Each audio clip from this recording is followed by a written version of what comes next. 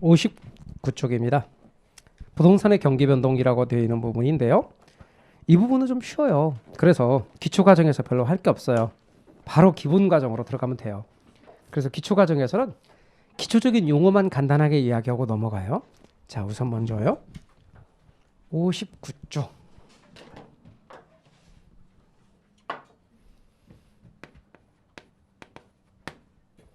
무슨 얘기냐면요. 먼저 경기라는 말, 그 다음에 경기 변동이란 말. 그런데 먼저 경기라는 말은 뭐냐? 경기란 말은요. 그냥 소비 활동과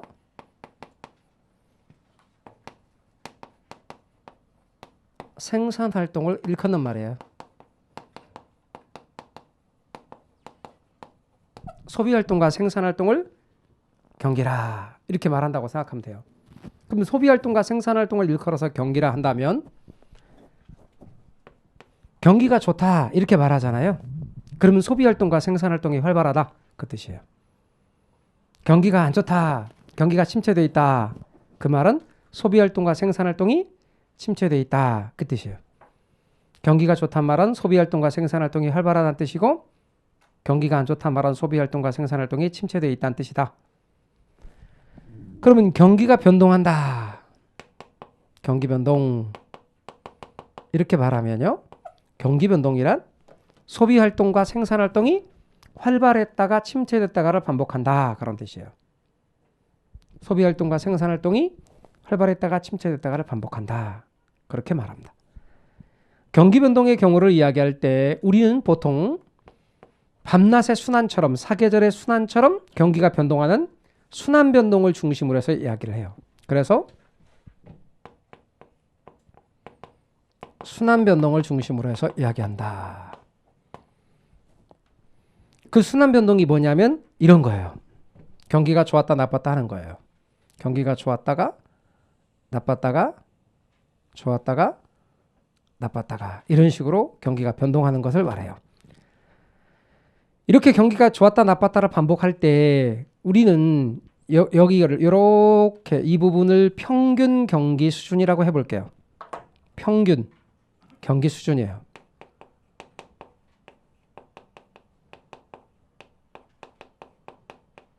평균 경기 수준이다 이렇게 말해요. 그랬을 때 가장 꼭대기인 점, 가장 꼭대기인 점 여기, 그리고 가장 바닥인 점 여기. 그 가장 꼭대기인 정점과 정점, 정점에서부터 정점까지를 우리는 주기다. 이렇게 여기서부터 여기까지 주기다. 근데 저점에서부터 저점까지를 주기라 해도 돼요. 그럼 같은 게 반복되는 거예요. 이렇게. 그럼 이게 뭐냐면 주기예요. 주기. 그 주기는 얼마의 주기냐? 일반 경기는 8에서 10년인데 부동산 경기는 17에서 18년 정도 돼요.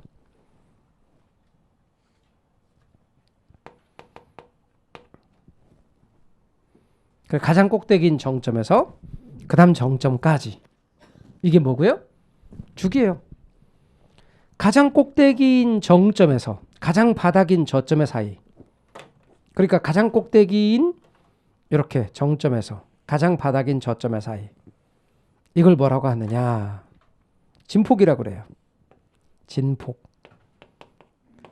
주기와 진폭을 따라서 경기를 구분하는데 부동산 경기는 일반 경기에 비해서 주기는 길고 진폭은 커요. 보통 주기가 2배가량이 길어요. 일반 경기는 8에서 10년이니까 부동산 경기가 일반 경기보다 2배가량 길다. 그래서 부동산 경기는 일반 경기하고 관계를 설명할 때 우리 속담에 이런 말이 있어요. 산이 높으면 골이 깊다. 이게 부동산 경기에 적용이 된다는 거예요. 또한 경기가 이렇게 좋아져요. 좋아지는 국면, 나빠지는 국면, 나빠지는 국면, 좋아지는 국면, 좋아지는 국면 있어요. 그럴 때 저것을 부동산 경기를 일반 경기하고 비해서 설명하면 일반 경기에서는 얘를 호경기라 그래요. 부동산 경기에서는 이것을 상향시장 그래요. 상향시장. 상향시장. 일반 경기에서는 얘를 후퇴기, 부동산 경기에서는 후퇴시장,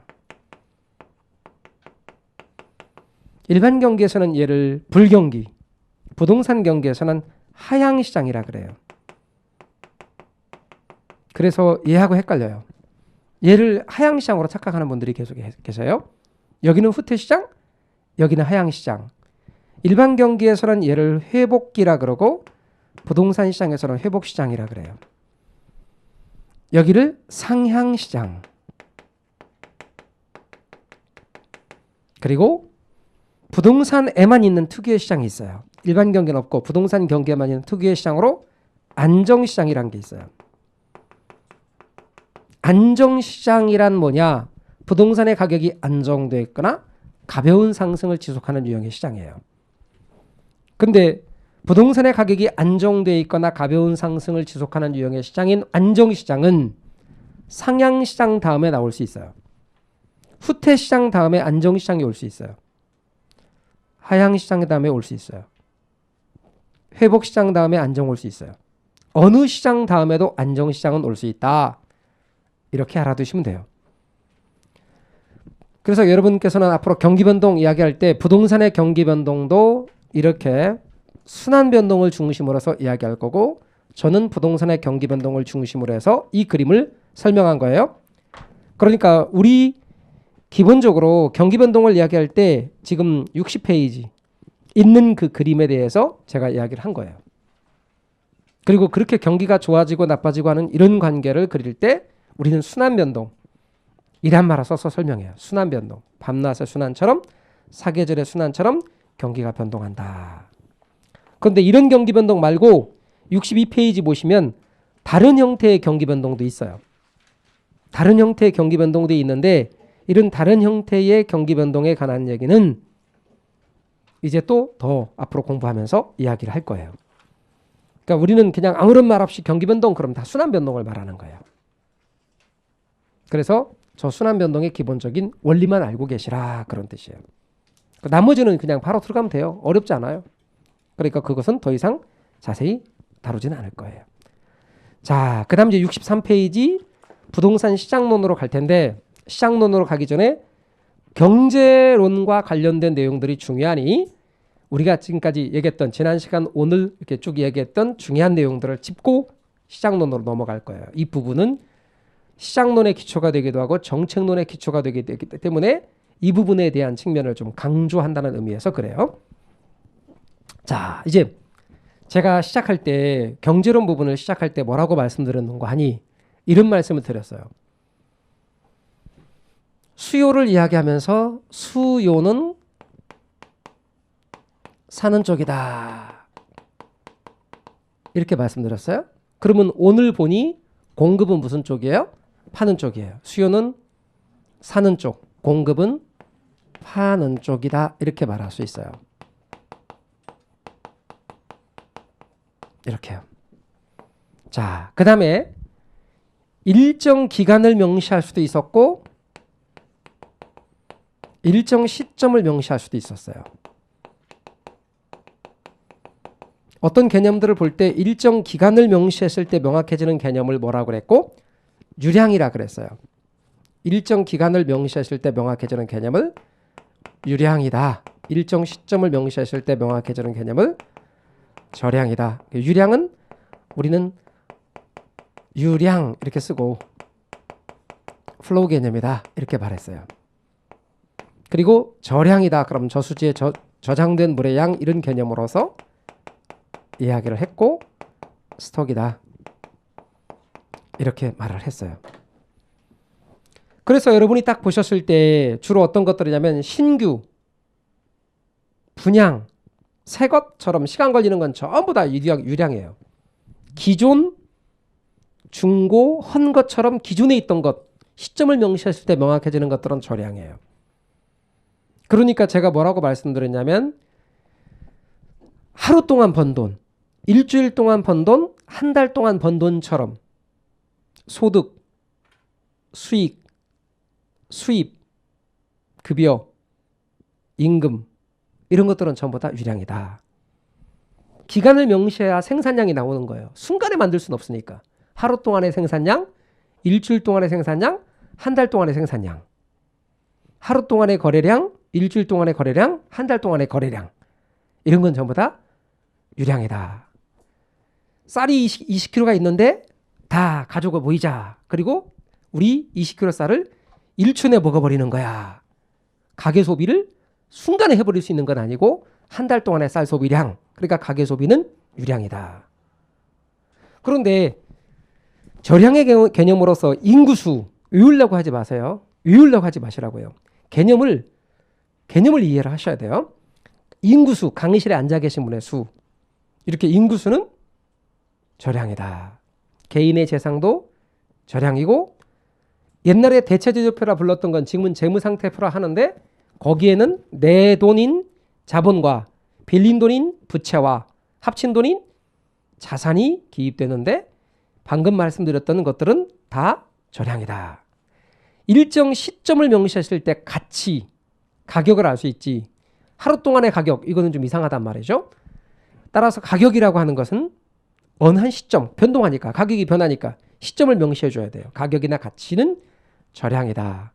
통화량도 8월 말 잔액 기준, 5월 말 잔액 기준 이런단 말이에요. 한 달 동안의 통화량 이런 개념을 쓰지 않단 말이에요. 그건 통화량의 변동이라고. 그래서 절량이다. 그 대신 절량이라는 것에다가 변동이란 말을 붙이면 유량이 돼요. 재고량은 절량인데 재고 변동은 유량이에요. 인구는 절량인데 인구 변동은 유량이에요. 제 말 이해가 되시나요? 재산은 절량인데 재산의 변동은 유량이고, 통화량의 변동은 유량이 되는 거예요. 통화량 그 자체는 절량이고. 그래서 유량과 절량의 경우를 아시는데, 수요 공급은 유량과 절량을 가지고 사용한다. 기존에 만들었던 기존 아파트 거래량은, 기존 아파트의 수요 공급은 절량으로 다룬다. 신규 아파트 수요 공급은 유량으로 다룬다. 개념으로 여러분이 이해하십시오. 받아 적으려고 하지 마시고 개념을 이해를 하시라고요. 잊어버려도 상관없어요. 내용들을, 개념을 이해하셔야 돼요. 그런 내용을 받아 적어서 기억하려고 그러지 마세요. 받아 적어서 기억하려고 그러면 이건 외우는 거라고. 그러니까 끝도 없어요. 그 많은 걸 어떻게 다 하나요? 그런 말을 한다고. 유량, 절량 이런 것들은. 근데 여러분이 제 말 뜻만 감만 잡으면 그 다음부터는 안 헷갈린단 말이에요. 유량과 절량의 개념을. 자, 그래서 유량, 절량의 개념을 이야기를 했고, 에듀윌 유료 회원만의 라이브 클래스. 두 번째 시간 보겠습니다. 이제는 머리 합니다. 자, 정신 차리시고 이번에 합격 진도 나갑시다. 누구세요? 전 애들 교수인데요. 제가 늘 가까이 있으니까 이번엔 합격. 집에서도 학원처럼 공부하는 혜택. 오직 에듀윌 유료 회원에게만. 에듀윌. 우와, 진짜 가까이 계시네.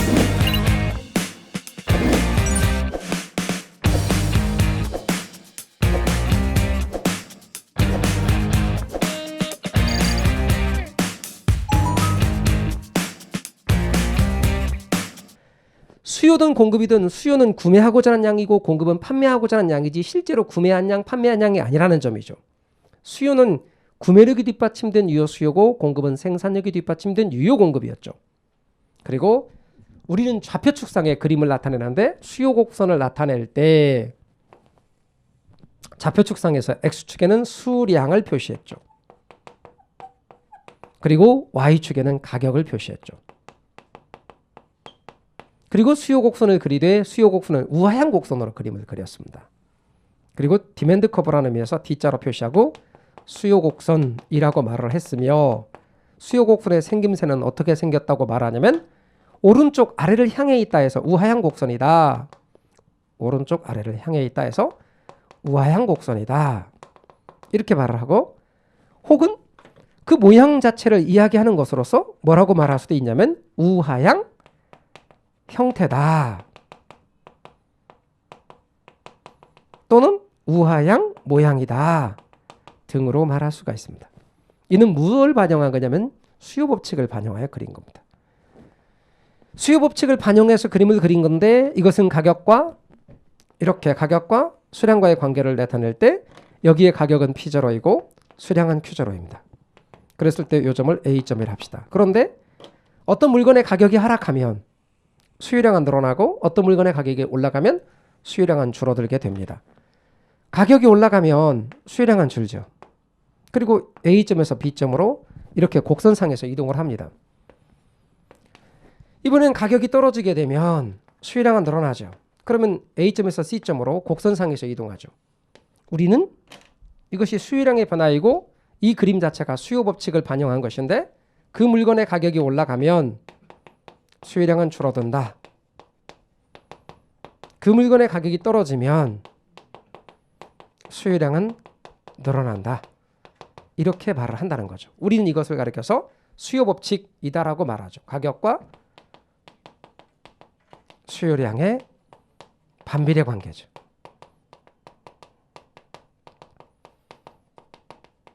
이것을 수요 법칙이다 이렇게 말합니다. 그리고 이 수요 법칙을 그림으로 그린 것이 수요 곡선입니다. 그래서 여러분은 유념할 것이 수요 곡선과 관련해서 수요 법칙 이것을 잘 기억을 하셔야죠. 그런데 우리는 이 관계 가격이 올라가면 공급량은 는다. 가격이 하락하면 공급량은 줄어들게 될 것이다. 가격과 공급량의 관계는 비례 관계죠.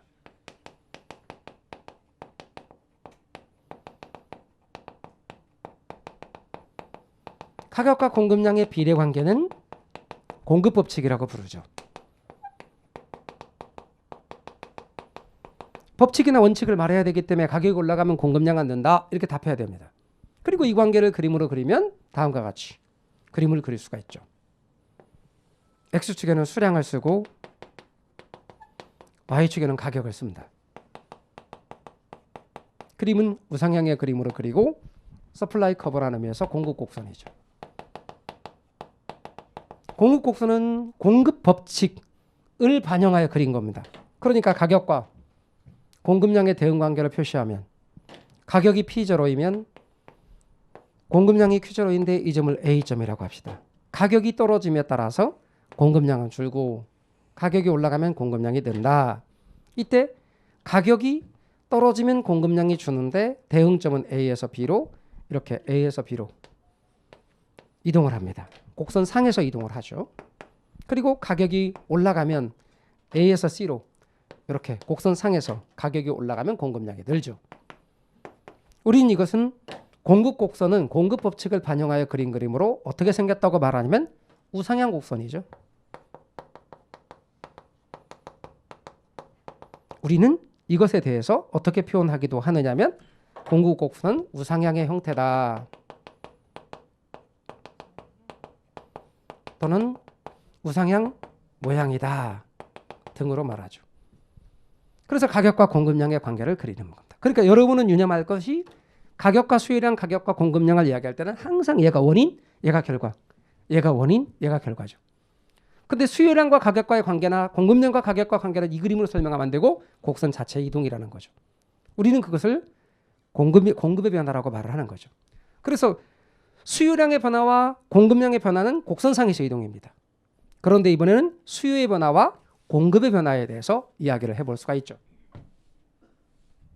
해당 가격 때문에 공급량이 바뀌는 건 공급량의 변화, 해당 가격 때문에 수요량이 바뀌는 건 수요량의 변화, 곡선 상에서 이동하는 겁니다. 오로지 원인은 딱 하나, 해당 가격 하나밖에 없는 거죠. 그래서 우리는 수요량이 증가한다 라는 말은 시장에서의 수요량이 증가한다. 그 말은 어떤 원인에 의해 사람들이 시장에서 물건을 많이 샀다 그런 의미를 담고 있는 거죠. 그러니까 수요량이 증가하면 가격이 올라가는 겁니다. 시장에서 수요량이 줄어들게 되면 가격은 떨어지죠. 시장에서 사람들이 물건을 많이 샀다. 그럼 가격이 올라가고 시장에서 물건을 적게 샀다. 그럼 가격이 떨어지죠. 이 관계는 얘를 원인, 얘를 결과로 한다면 이것은 곡선 자체의 이동으로 설명을 해야죠. 그래서 X축에 수량을 쓰고 Y축에 가격을 쓰는 좌표축에서 수요량이 늘었다. 그 말은 수요 곡선 자체가 이동했다. 그러면 우리는 이 관계를 이야기할 때 공급에 대한 언급은 없으니까 공급은 그대로 두고 수요가 이렇게 최초의 수요 곡선과의 교차점에서 가격과 수량이 최초에 여기서 정해질 텐데 최초 균형점이 여기입니다. 그 상태에서 가격은 P제로고 수량은 Q제로인데 수요가 늘었다. 어떤 연유에서 수요가 늘었느냐? 소득이 늘어서 수요가 늘었거나 아니면 소비자의 기호가 바뀌어서 수요가 늘었거나 금리가 인하해서 수요가 늘었거나 소비자가 물건값이 올라갈 걸 예상해서 수요가 늘었거나 따라서 수요량이 늘었다. 이 말은 수요가 늘었다는 뜻입니다. 그래서 여기서 양자를 빼도 상관없다는 거예요. 전혀. 그럼 수요가 늘었단 말은 수요 곡선 자체가 오른쪽으로 이동했고 따라서 교차점이 이렇게 바뀜에 따라서 그전보다 가격과 수량이 바뀌게 되었다. 그럼 가격은 올라가고 양은 늘어나게 됐죠. 그러면 그전보다 가격 상승 이렇게 된 겁니다. 양 증가. 가격이 상승하게 된 거다. 수요가 늘면 가격이 상승한다. 수요가 줄면 가격이 하락한다. 우린 이것은 수요의 변화입니다. 반면에 공급의 변화, 시장에서의 공급량이 증가했다. 그럼 가격은 떨어지게 되는데 또 시장에서 공급량이 줄면 조금 사는 거니까 시장에 공급량이 물량이 따지는 거니까 가격이 올라가는 겁니다. 이렇게 여기 양자는 붙여도 되고 안 붙여도 되고 시장의 공급 물량이 어떠냐에 따라서 그러면 이 관계를 우리가 이야기할 때는 수요 곡선 여기 가격 여기 수량 좌표축에서 수요 곡선과 공급 곡선이 최초 교차하는 점에서 균형이 이루어지고 있는 상태였습니다. 이렇게 가격과 수량이 결정되죠. 그러면 가격은 P제로, 수량은 Q제로다. 여기는 교차점이죠. 그 상태에서 여러분 공급이 는 거죠. 기술이 발전하거나 아니면 생산 요소 가격이 하락하거나 아니면 공급자가 예상을 하기를 앞으로 가격이 떨어질 걸로 예상하는 거예요. 그럼 떨어지기 전에 팔기 위해서 공급을 늘리는 거예요. 공급이 늘어나는 거예요. 이렇게. 공급이 는단 말은 공급 곡선이 오른쪽으로 이동하는 것이고 교차점 자체가 바뀌는 거예요. 그러면 새로운 점에서 가격과 수량이 정해질 것이다. 그럼 그 전보다 가격은 떨어지고 양은 늘 것이다. 그러니 가격이 하락하고 양 증가. 가격이 하락하는 이유는 공급이 증가했기 때문에. 그러니까 아까는 가격과 수요량, 가격과 공급량은 곡선상 이동이고 수요량과 가격, 공급량과 가격은 곡선 자체 이동이고 이 두 개를 헷갈리지 않으셔야 돼요. 이제 균형에 관해서 이야기를 하면서 시장에서 균형에 관해서 이야기를 하면서 균형은 가격, 수량 좌표축에서 수요 곡선과 공급 곡선을 나란히 그려놓고 수요 곡선, 공급 곡선 교차점이 균형점이다. 이 교차점이 균형점인데 이 균형점에서 가격과 수량이 정해진다는 것이죠. 이렇게. 그때 여기를 균형 가격, 균형량. 그래서 여기는 균형 가격이었습니다. 여기는 균형 거래량. 인데 이것을 줄여서 균형량 이렇게 부릅니다. 그런데 현재 이 상태가 균형점인데 만약에 현재의 가격에서 이 현재의 가격에서 수요량과 공급량이 딱 일치하는데 이 가격이 아니고 이렇게 좀 바뀐 현재의 가격이 아닌 P1이나 P2의 가격 수준에서 상황을 따져보자 그 말입니다. 그러면 P1인 상에서는 보시다시피 수요량하고 공급량하고의 관계가 여기는 공급량 F점, 여기는 수요량 G점. 수요량은 이만큼, 공급량은 이만큼, 수요량은 이만큼. 따라서 우리는 수요량과 공급량의 불일치가 발생하는데 공급량은 Q1이고 수요량은 Q2다. 따라서 여기서 이만큼이 공급량이다. 여기서 이만큼이 수요량이다. 결과적으로 여기서 이 차이만큼 수요량이 더 많더라. 따라서 이 상태에서는 초과 수요가 발생했고 따라서 이만큼의 초과 수요는 결국 가격 상승으로 연결됩니다. 이렇게. 반대로 가격이 아주 높은 수준에서는 여기가 J, 여기가 K라고 그냥 임의대로 붙인다면 여기서 수요량이 정해지고 여기서 공급량이 정해질 때 여기서 이 차이만큼 공급량이 수요량보다 많더라.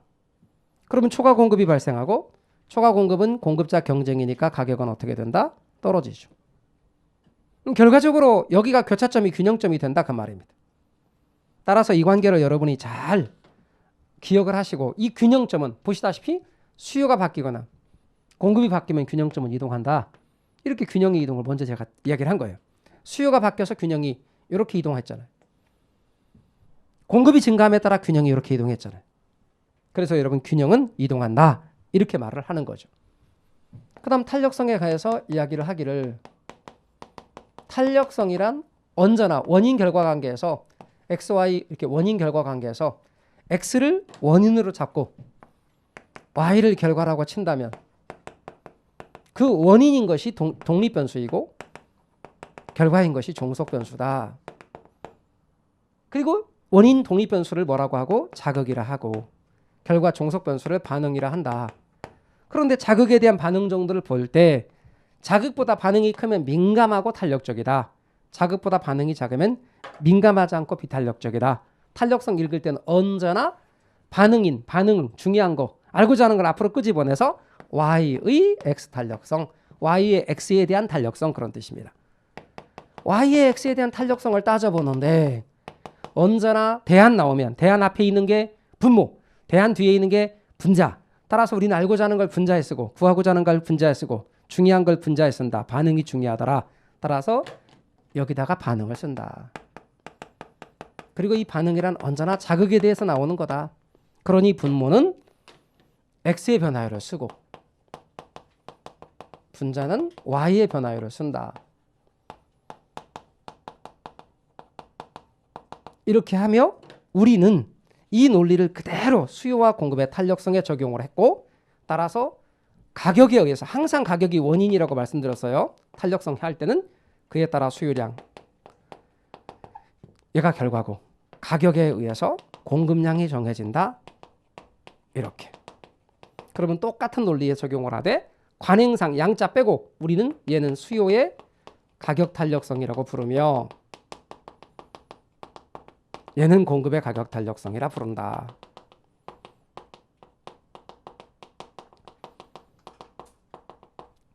그러므로 수요의 가격 탄력성은 분모가 x가 가격이니까 가격 변화율을 쓰고 y가 수요량이니까 수요량 변화율을 쓴다. x가 여기는 가격이니까 가격 변화를 쓰고 y가 공급량이니까 공급량의 변화율을 쓴다. 구조가 똑같습니다. 다만 탄력성에서 변화율을 쓰는 까닭은 각 물건들의 금액 단위가 다 다르기 때문에 그러니까 다시 말하면 귤 한 개, 사과 한 개, 쌀 한 푸대, 자동차 한 대 이걸 단순 비교할 수 없기 때문에 변화율로 나타내서 그 비교를 한다는 것, 변화 정도를 비교한다는 것 알아두십시오. 그래서 사과 10% 올라가나 자동차 가격이 10% 올라가나 같은 비율로 올라간 겁니다.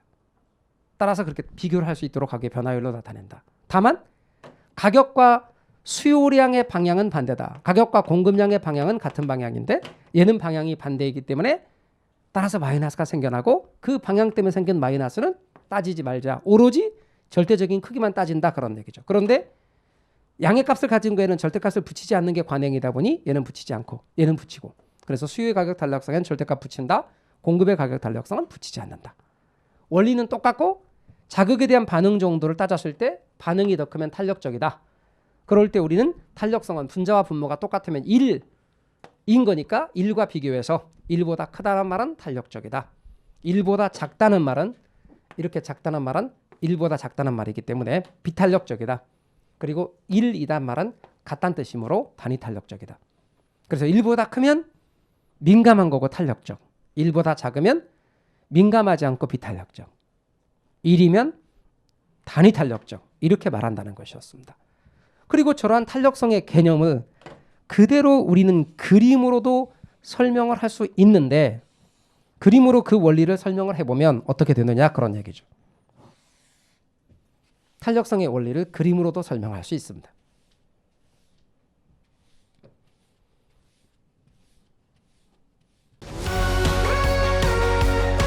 녹화된 강의는 나중에 몰아듣게 되더라고요. 라이브 클래스 같은 경우는 학원 스케줄에 맞춰서 꼭 들어야 하니까 공부도 미루지 않게 되고 학원에 가 있는 느낌이 들더라고요. 집에서도 생생한 강의 현장을 느끼고 싶다면 라이브 클래스가 딱인 것 같아요.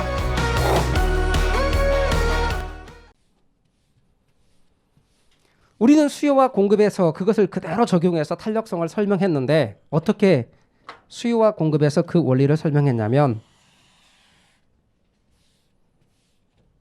먼저 수요, 위에는 수요, 그리고 밑에는 공급을 나란히 두고 탄력성을 설명을 했습니다. 이 그래프를 원리를 잘 이해를 하셔야 됩니다. 우리는 좌표축에서 경제론에서는 언제나 X축에 수량을 쓰고 Y축에 가격을 씁니다. 정확하게 시장을 분석할 때는 항상 이렇습니다. 시장론에 가서도 시장을 분석할 때는 X축의 수량, Y축의 가격. 정책론에 가서도 시장에 관한 이야기를 할 때는 X축의 수량, Y축의 가격. 따라서 시장을 분석할 때, 수요 공급 분석할 때는 언제나 이렇다는 걸 잊지 마십시오. 그런데 수요 곡선을 그리기를 하나는 가파르게 우하향으로 그리고 또 하나는 완만하게 우하향 곡선으로 그렸습니다. 공급 곡선을 그리되 하나는 가파르게 우상향 곡선으로 그리고 또 하나는 완만하게 우상향 곡선으로 그려서 비교를 해보려고 하는 겁니다. 가격과 수요량과의 대응 관계를 그대로 표시해 보는 거죠. 가격과 수요량과의 대응 관계를 표시하기 위해서 이렇게 그렸고 가격과 공급량의 대응 관계를 또 표시해 보는 거죠. 그랬을 때 가격과 공급량의 대응 관계를 또 이렇게 연결해서 표시했습니다. 그럴 때 여러분이 유념할 것은 얘는 가격이 많이 올랐는데 양이 조금 줄었기 때문에 비탄력, 얘는 가격이 적게 올랐는데 양이 많이 줄었기 때문에 탄력적입니다. 따라서 왼쪽 가격이 많이 올랐어요. 공급량 조금 늘었어요. 왼쪽 비탄력적. 가격에 대한 양의 반응 정도가 작아요. 비탄력적. 오른쪽 가격에 대한 양 정도를 볼까요? 가격이 조금 올랐고 양이 많이 늘었어요. 가격에 대한 양의 반응 정도가 커요. 탄력적. 잊지 마세요. 항상 가격을 먼저 하세요. 그리고 그 다음 양을 하세요. 세로를 먼저, 가로를 나중. 그림 볼 때는 항상 가격 변화를 먼저, 그리고 그에 따라 양 변화를 보시는 거예요. 가파른 거 비탄력, 완만한 거 탄력. 가파른 건 민감하지 않다. 완만한 건 민감하다. 따라서 완만한 게 탄력. 가격 변화의 양 변화가 크기 때문에. 가파른 건 가격 변화의 양 변화가 작아서 비탄력. 이렇게 여러분이 이해하시고 수요나 공급이나 단기는 비탄력적, 장기는 탄력적인데 수요가 단기에 비탄력적인 까닭은 대체재가 많지 않기 때문이다. 비싸도 못 줄인다. 공급이 단기에 비탄력적인 까닭은 공급을 늘리기가 어렵다. 장기로 감에 따라 수요는 탄력적으로 바뀌는데 대체재가 많아서 공급은 늘리기가 쉽다. 이렇게 이야기를 했던 거죠. 자, 그 정도만큼의 기본적인 틀은 여러분이 알고 계십시오. 이제 시장으로 가겠습니다. 우리 교재 어디로 가냐면 시장으로 갑니다. 교재 63페이지입니다. 자, 일부러 중요한 내용들을 한 번쯤 다시 짚음으로써 기억을 좀 상기시켜 보았습니다. 이제 우리는 어디로 갈 거냐면 시장에 대해서 살펴보려고 합니다. 시장에 대해서요. 자, 시장입니다. 여러분, 시장이 뭐냐? 시장은 수요와 공급이 나타나서 가격과 수량이 정해지는 곳인데요.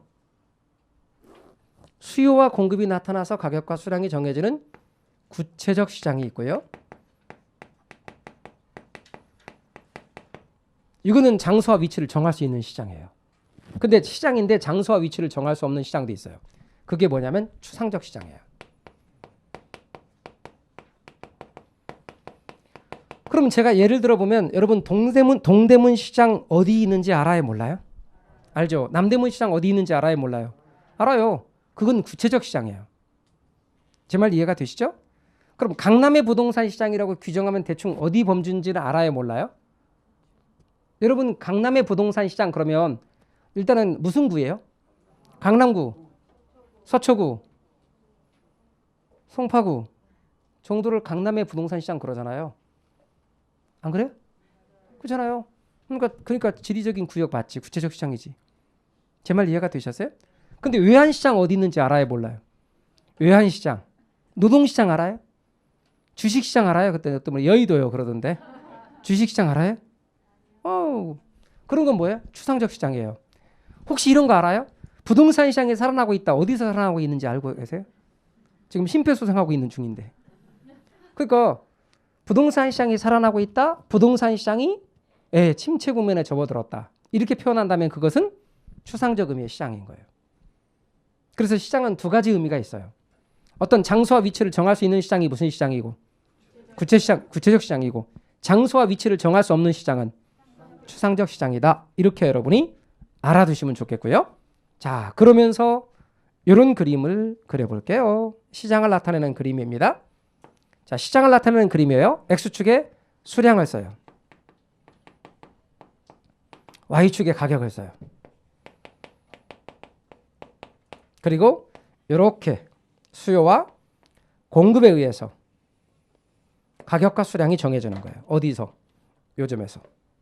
그래서 이 그림이 실은 시장을 나타내는 그림이에요.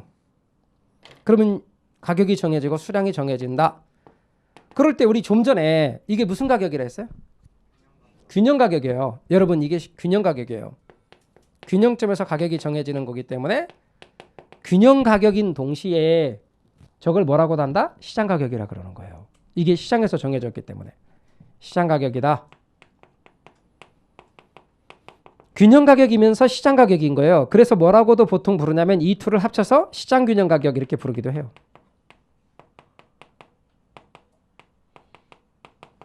그리고 그냥 얘는 균형 거래량이고요. 그래서 여러분 이 그림이 시장을 나타내는 그림이에요. 근데요, 우리는 시장 형태를 좀 더 자세히 말해봐요.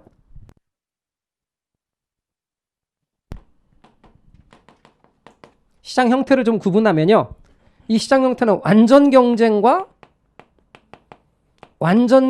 시장과 불완전 경쟁 시장이 있어요.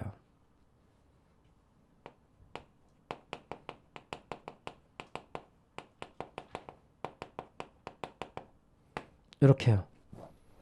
완전 경쟁 시장이라는 게 있고 불완전 경쟁 시장이라는 게 있는데 이 그림은 완전 경쟁을 나타내는 거예요. 현실의 부동산 시장은 불완전 경쟁 시장이에요. 그런데 우리는 분석할 때 완전 경쟁을 가정하여 분석할 때가 많아요. 왜요? 완전 경쟁을 가정하여 분석할 때 우리는 훨씬 더 많은 정보를 얻을 수 있어요. 그리고 불완전 경쟁의 문제점도 알 수 있어요. 그러다 보니까 완전 경쟁을 가정하여 분석하는 경우가 많고요. 또 현실의 시장이 얼마만큼 완전 경쟁에 가까우냐, 이걸 가지고 이야기할 때가 되게 많아요. 그래서 여러분은 완전 경쟁에 대해서 알아두셔야 돼요. 그럼 지금부터 완전 경쟁 시장에 대해서 이야기를 해볼게요.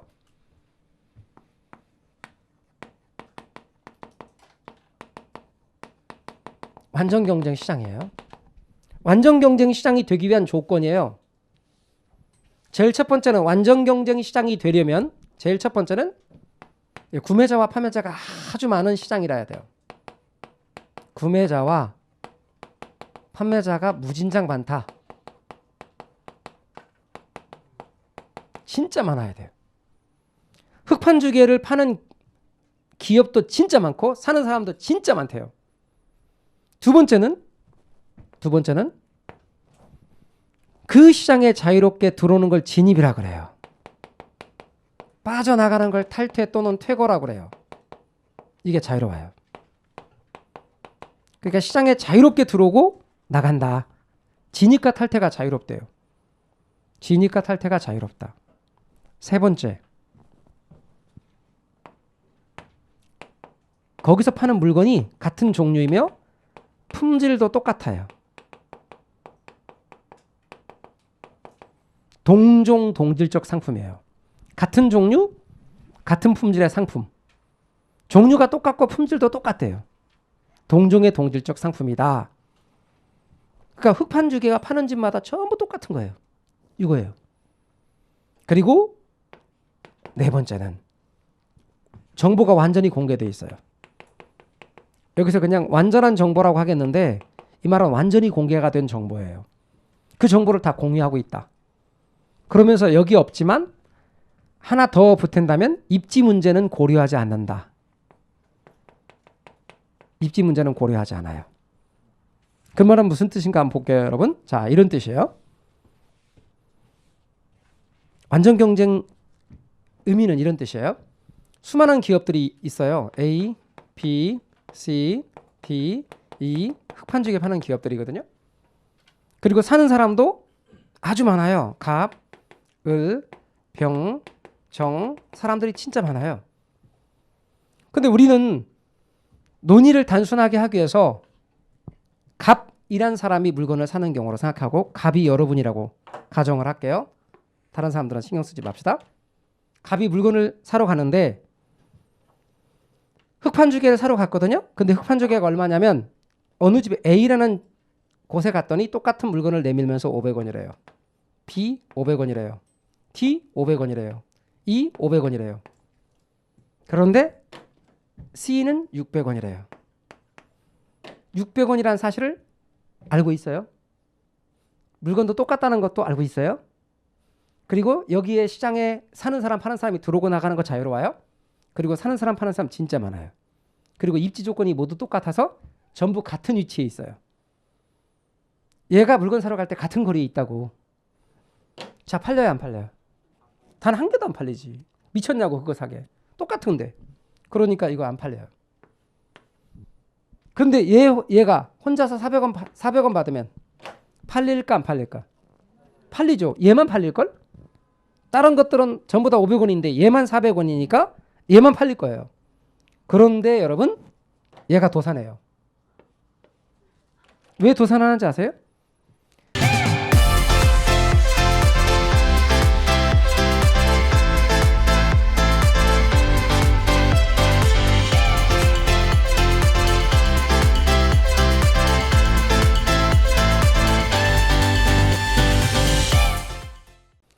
경쟁이 심하면 가격이 얼만데 비용하고 똑같아요.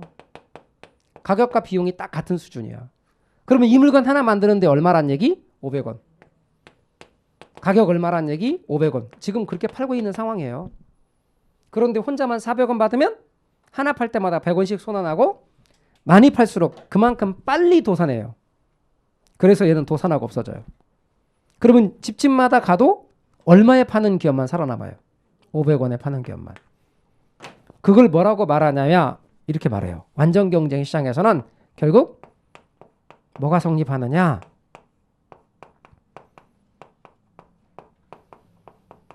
똑같은 물건에 대해서는 가격이 하나만 성립하는 거예요. 일물일가의 법칙이라 그래요. 그럼 완전 경쟁 시장이 뭔데요?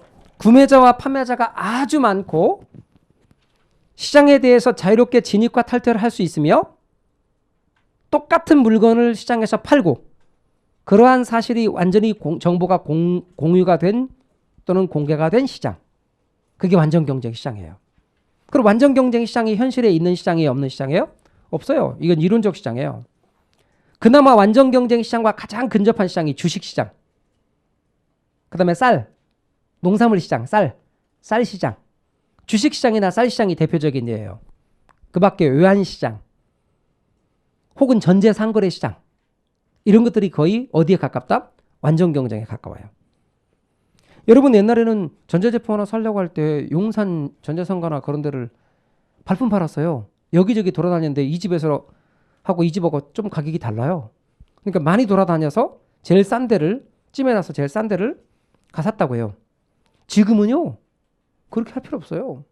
사이트에서 가격 비교 사이트들 있잖아. 다나와 뭐 이런 거 그거 비교해봐요. 제일 싼 데 딱 하면은 그냥 정보가 다 공개되니까. 완전 경쟁에 가까워지는 거죠. 완전 경쟁 시장이란 구매자와 판매자가 아주 많으며 그 시장에 자유롭게 들어오고 나가고 할 수 있고 똑같은 물건을 시장에서 사고 팔고 그리고 그러한 사실이 완전히 공개가 된 시장. 이런 시장을 완전 경쟁 시장이라 그러는 거예요. 그런데 왜 완전 경쟁 시장이 현실에 존재하지 않는데도 우리는 완전 경쟁을 가정하여 분석할 때가 많으냐? 그럴 때 우리는 훨씬 더 많은 정보를 얻을 수 있다. 그리고 불안전 경쟁의 문제점도 할 수 있다. 그리고 현실의 시장이 완전 경쟁과 얼마만큼 가까우냐에 따라서 그 효율성도 파악할 수 있습니다. 그래서 완전 경쟁 시장을 가정해서 분석할 때가 많다. 넘어가 볼까요? 65페이지. 이제 부동산 시장입니다. 부동산 시장의 개념이 있는데 이게 부동산 시장이라면 여러분은 이렇게 이해하시면 돼요. 부동산의 수요와 부동산의 공급에 의해서 부동산의 가격이 정해지고 부동산의 거래량이 정해지는 곳. 그게 부동산 시장이에요. 그거를 있어 보이게 표현하는 말이 지금 65페이지 수요자가 매수인이잖아요. 공급자가 매도인 맞죠? 그러니까 매수인과 매도인에 의해 부동산의 교환이 자발적으로 이루어지는 곳. 그렇게 표현한 거고 거기서는 이제는 어때요? 뭐 아시다시피 사고 팔고 하니까 권리의 교환이 이루어질 거고 부동산 가격이 얼마인지 가액이 결정될 거고 그리고 부동산이 공급된단 말은 공간이 공급되는 거잖아. 수평 공간과 공중 공간과 지중 공간, 공간의 배분이 이루어지고 그리고 그 공간을 어떻게 이용될 건지 주거용으로 이용할 건지 상업용으로 할지 공간 이용 패턴이 결정될 거고 그게 시장에서 정해지는 것들이란 말이에요. 자, 그 다음에 시장의 유형 밑으로 내려보시면 개별 시장이 있고 부분 시장이 있고 전체 시장이 있는데 개별 시장은 잠깐만 봐보세요. 개별 시장은 토지의 개별성 때문에 토지 하나하나의 시장을 개별 시장이라 그래요. 그걸 전부 합한 게 전체 시장이에요. 근데 이 두 개는 안 중요해요. 개별 시장, 전체 시장은 별로 안 중요해요. 근데 뭐가 중요해요? 그 사이에 있는 부분 시장이 중요해요. 그럼 부분 시장은 뭐냐? 제가 이렇게 시장을 구분해 볼게요, 여러분. 부동산 시장.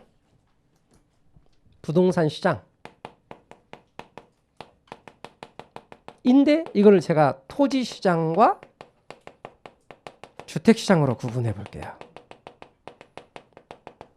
그러면 부동산 시장이 더 넓은 개념이에요? 주택 시장이 넓은 개념이에요?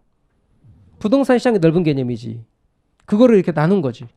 그러면 주택 시장은 부동산 시장의 하위 시장이에요. 부분 시장이 되는 거예요. 세분화한 거지. 그럼 주택 시장을 제가 나눌 거예요. 단독 주택 시장 그리고 그냥 아파트 시장. 공동주택 시장 하지 않고 그냥 아파트 시장 이렇게 구분해 볼게요. 그럼 아파트 시장은 주택 시장의 하위 시장이지. 아파트 시장을 다시 나눠 볼게요.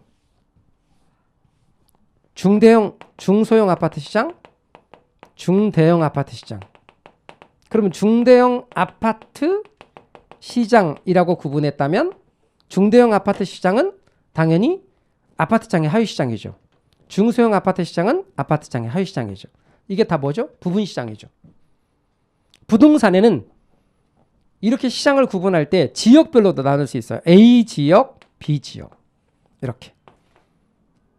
이건 지역별 부분 시장. 용도별로도 나눌 수 있어요. 이런 거 적으신 분 저처럼 똑같이 해주실래요? 이렇게. 저처럼 똑같이 해주시라고. 이렇게 해주시라고요. 아셨죠? 쓴 거 바로. 왜요? 이렇게만 구분하지 않거든. 그러니까 쓰는 게 의미 없다니까 제가 말하는 게. 방금 제가 어떻게 할 건데? 이렇게 또 할 건데. 주거용, 상업용, 공업용 이렇게 할 건데. 그러면 뭐예요? 용도별로 구분했지. 그러니까 중요한 거는 다시 한번 말씀드리고 싶은 것은 부동산의 부분 시장 구분하는 것도 무한정이라니까. 자, 용도별로 구분할 수 있지. 지역별로 구분할 수 있지. 품질별로 구분할 수 있지. 규모별로 구분할 수 있지. 그러니까 단순하게 그런 부분에 치우침하지 마시고 그냥 이렇게 시장을 나눠 놓는 걸 다 뭐라고 한다고. 그렇죠. 부분 시장이라 한다고. 그걸 알아면 돼요. 이건 뭐하러 적냐고. 다시 한번 봐봐요. 주거용 부동산 시장, 상업용 부동산 시장, 공업용 부동산 시장은 부분 시장의 하위 시장 맞죠? 그렇죠? 네. 그러니까 주거용 부동산 시장. 그럼 주거용 부동산 시장에서 또 다시 아까처럼 아파트 시장 그리고 오피스텔 시장도 들어갈 수 있는 걸? 공동주택 시장 들어가는 거야. 아까 아파트 시장. 단독주택 시장? 이렇게 그 시장을 구분할 수 있잖아요. 그러면 제가 말씀드리고 싶은 것은 이렇게 구분하는 게 중요한 게 아니다라는 거예요. 제 말은 지역별로 시장을 나눌 수도 있고 용도별로 나눌 수 있는데 지역별로 나누면 뭐가 되고 지역별 부분 시장이 되고 용도별로 나누면 용도별 부분 시장이 된다. 근데 갖다 붙이면 된다. 품질별로 구분할 수도 있고 규모별로 구분할 수 있다. 심지어 우리는 전부 다 똑같은 인종이 사시니까 상관없지만 미국은 다른 인종이 사잖아. 그러니까 백인 거주 시장, 흑인 거주 시장으로 구분할 수도 있는 거지. 그거 다 뭐야? 부분 시장인 거지. 제 말 이해가 되십니까? 그래서 우리가 얼마든지 시장을 세분할 수 있어요. 여러분 보세요. 제 말은 일상에서도 예를 들어서 예술의 전당이나 아니면 세종문화회관이나 음악회를 갔다니까요. 그럼 이제 음악회를 가면 무대를 중심으로서 좌석이 있잖아. 그럼 여러분이 아는 석을 말해봐. 무슨 석이 있어? R석, S석, 끝이야? A석, 그 다음. 주로 앉아본 석만 말하지 말고요. 또 무슨 석도 있어요. VIP석. 예, VIP석. 그래요. P석도 있어요. P석이 뭔지 아세요? 혹시 아세요? 주차장이라고? 그거 아니고 프레지던트를 의미해요. VIP석보다 더 비싸요.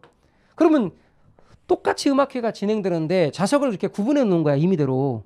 그래가지고 좌석별로 그 가격을 달리 받는 거야. 이게 뭐야? 부분 시장이야. 제 말 이해가 되시겠어요? 이런 식으로 얼마든지 시장을 나눠 놓을 수 있다는 거지. 그러니까 제가 왜 아까 쓰는 게 부유하다는 거 왜 그랬는지 아시겠죠? 의미가 우리가 얼마든지 나눠 놓을 수 있는 거야. 학원 같은 경우에 실제로 옛날에는 오전반 수업이 있고 오후반 별도 강좌가 야간반 말고 오후반 별도 수업 같은 게 있는 것들이 있었다고요. 근데 그거는 뭐야? 유료야 무료야?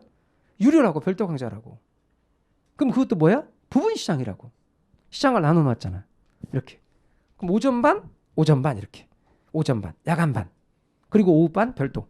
그럼 오전반과 야간반은 정규 수업이니까 정규 수업으로 똑같이 가니까 오전에 오신 분이 시간이 없어서 야간에 오는 거는 좀 허용을 해주는 거예요. 그 대신 오후는 별도로 수업하니까 그거는 별도로 끄는 사람만 듣는 거예요. 그게 뭐야? 일종의 부분 시장이라는 거예요. 여러분 KTX를 탔단 말이에요. 그러면 이제 거기 무슨 실이 있고 무슨 실이 있어? 일반실이 있고 특실이 있잖아. 그 옛날에 강의를 지방에 딱 이렇게 내려갈 때 지방에서 이제 페페도 끊어주고 그러는데 괜찮은 데서는 특실을 끊어줘요. 근데 괜찮았던데 일반실을 끊어준다고. 그래서 끊어주는데 갔는데 일반실을 끊어줬을 때인데 이제 할 수 없이 친한 어느 선배 교수님 따라서 그분이 자꾸 얘기해달라서 이제 강의를 내려갔어요. 어느 지역에. 근데 멀리는 아니고 멀리는 뭐냐고요? 충청권까지 내려가는 거야. 내려가는데 KTX 타는데 이렇게 좀 텅텅 비었더라고 특실이. 그러니까 일반실 저는 끊었잖아요. 근데 특실이 텅텅 비어 있는 거야. 그래서 이제 특실 그쪽에 가서 이렇게 좀 이렇게 앉아 있었죠. 앉아 있을 때 여객 정무라고 옛날에 있었잖아요. 다니면서 표 검사하잖아요.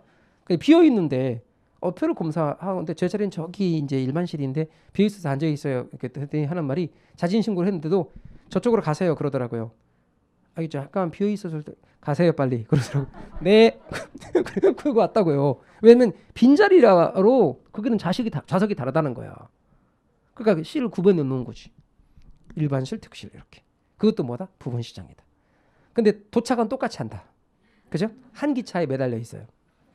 그러니까 제 말은 이렇게 시장을 얼마든지 나눠 놓을 수 있다는 거예요. 그게 다 부분 시장인데 일반 시장에서도 일반 재화에서도 부분 시장이 있는데 부동산에 특히 발달돼 있어요.